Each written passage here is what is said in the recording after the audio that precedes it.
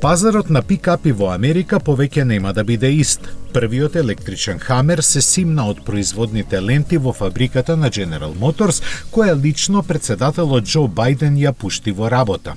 Во неа се вложени дури 2,2 милиарди долари, а таму ќе се произведуваат само електрични возила базирани на новата Ultium платформа.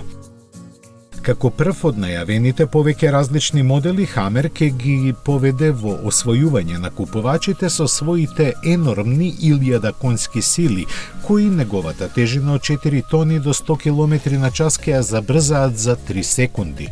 General Motors вели дека досега има примено преку 125.000 нарачки за овој пикап, чии први примероци ќе бидат испорачани пред крајот на годината. За нив купувачите ќе платат по дури $113,000, но ќе добијат електрично возило со автономија од 530 км и многу напредни технолошки решенија. Меѓу нив е и посебниот начин на странично движење со кој масивниот 5,5 долг и 2,2 метри широк пикап лесно се извлекува од паркинг и има пречник на свртување колку нормален автомобил.